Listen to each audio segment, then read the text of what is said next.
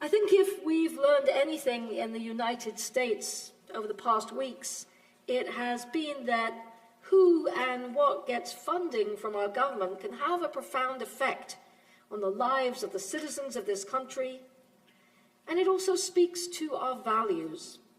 In the non-profit world, including synagogues, we often speak about the ways we hope our budget and our funding priorities will reflect our values.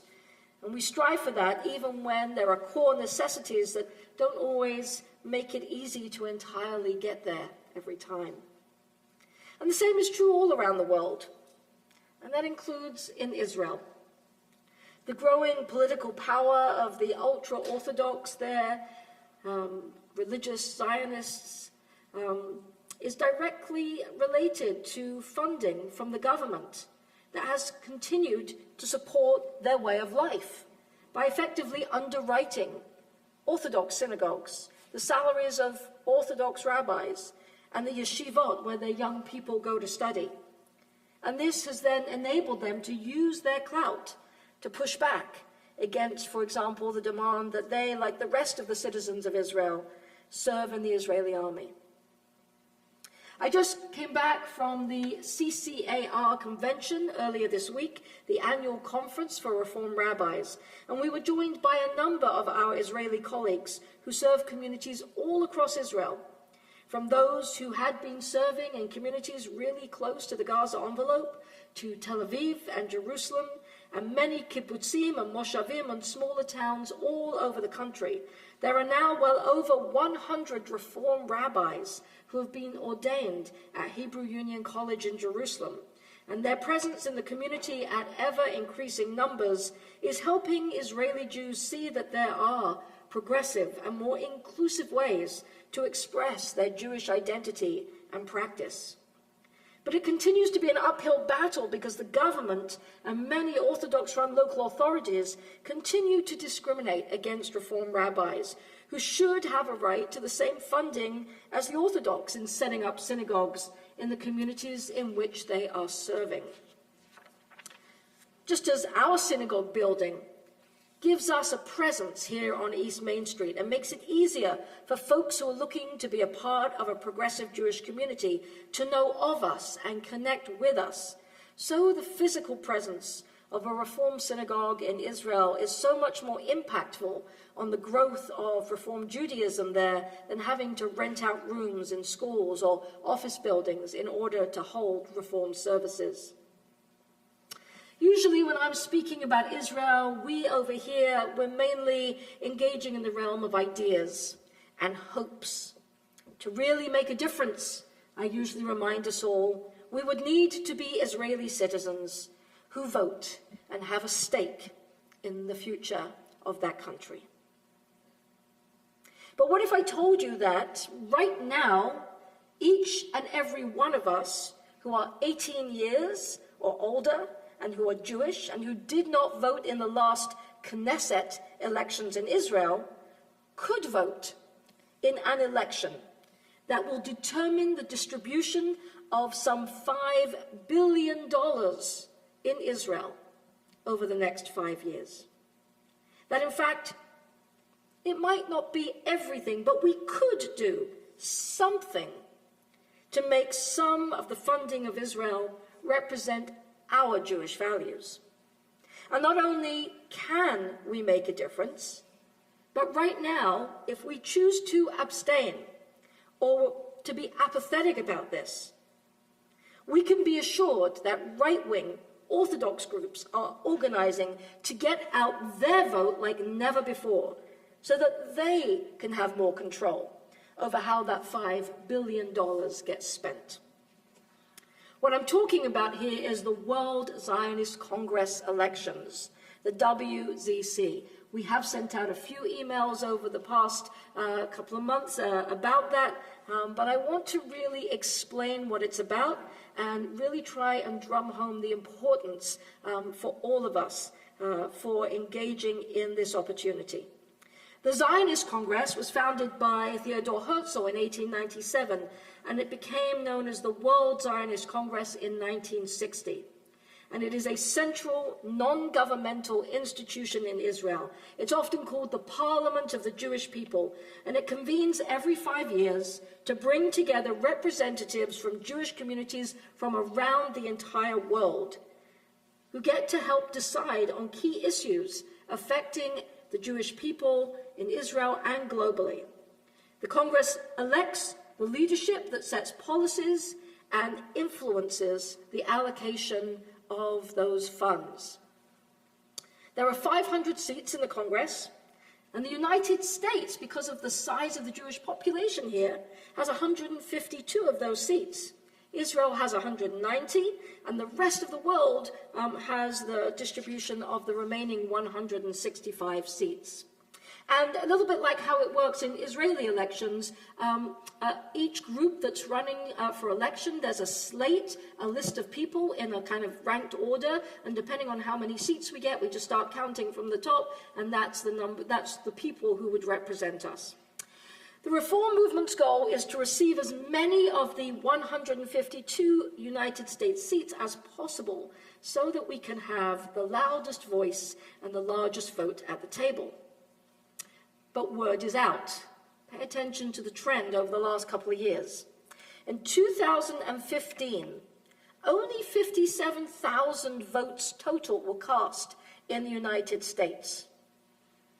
The reform movement received about 22,000 of those votes, and that gave us 56 out of the 152 seats, making us the largest delegation from the United States.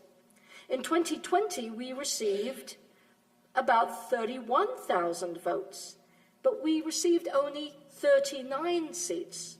We were still the largest bloc, but that's because instead of a grand total of 57,000 people voted, the number more than doubled, with 124,000 casting a vote.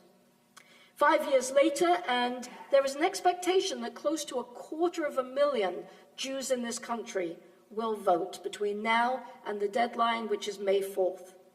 And as I mentioned, other groups are getting organized.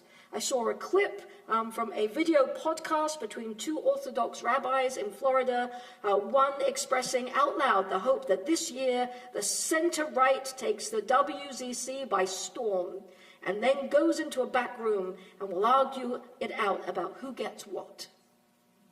Some of the ultra-Orthodox are voting for the very first time. They've created new groups to vote for. And their communities, I can assure you, will be voting in a block for exactly who their rabbi tells them to vote for. So that's why I'm doing it too. In another interview on an English language Israel online news channel, there was a rabbi arguing in an interview that he believed a large percentage of the voting from Reform Jews was, in fact, he was implying it was fraudulent, coming from Christians, because, of course, some of these groups deny our very Jewish identity. To be clear, voting is permitted to any self-identified Jew who's 18 or older. So the WZC makes no distinction between those in our congregations who may be Jews by patrilineal descent and those who have Jewish mothers. The WZC places decision makers in who hold key positions in Israel national institutions, such as the Jewish Agency for Israel and Keren Kayemet LeYisrael, known as KKL, an Israeli branch of the Jewish National Fund. And it's also responsible as a body for setting policies, electing leadership, directing various departments that oversee educational, cultural, and developmental activities within Israel. To provide some idea of how our vote and our representatives could make a difference in where funds are spent and the overall values and policies of these organizations, here's just a couple of examples. I've already mentioned the ability of Reform communities and synagogues and rabbis and other organizations to promote and defend a progressive Jewish presence in Israel and for them to receive funding.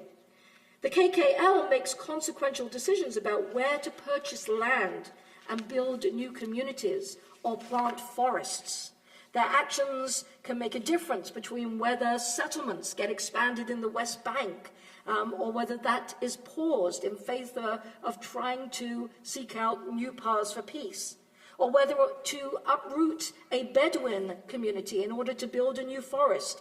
These are all real situations over the past years where our movement has been able to apply some pressure to rein in more of an extreme settler mindset, and we call for our values to be heard in that decision-making.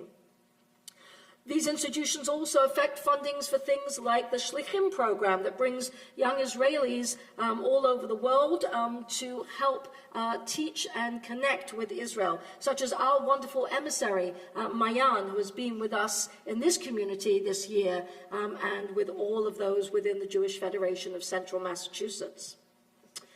While the Reform movement is the largest Jewish denomination in North America, we are very much a minority in Israel. Just about 8%, and that's, as I said, largely due to a lack of government funding in comparison with all the support that the Orthodox communities receive.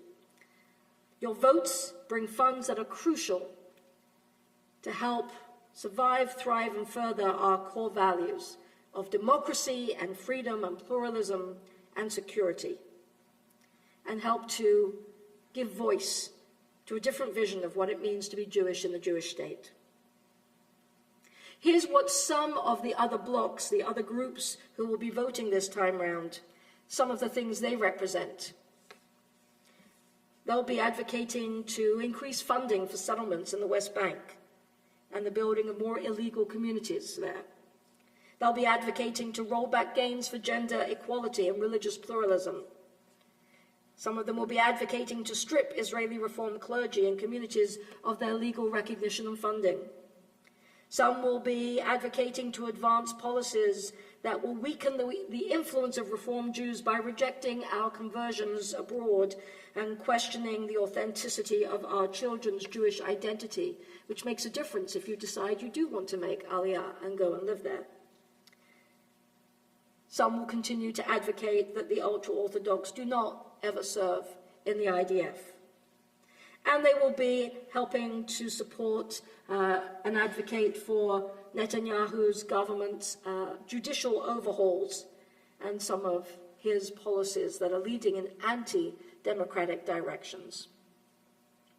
The head of ARTSA, the American Reform Zionist Association, Rabbi Josh Weinberg, summarizes what the reform platform of the WZC election stands for. He says, "We affirm our connection to the land, people, and state of Israel, and much more. We're fighting to preserve Israel not just as the only Jewish state in the world, but aspire to see it be a liberal, free, and pluralistic democracy and an open and tolerant society.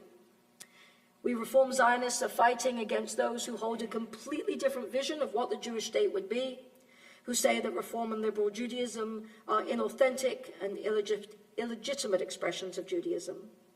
We're fighting against those who champion the greater land of Israel vision and fervently oppose any diplomatic solution to the Israeli-Palestinian conflict.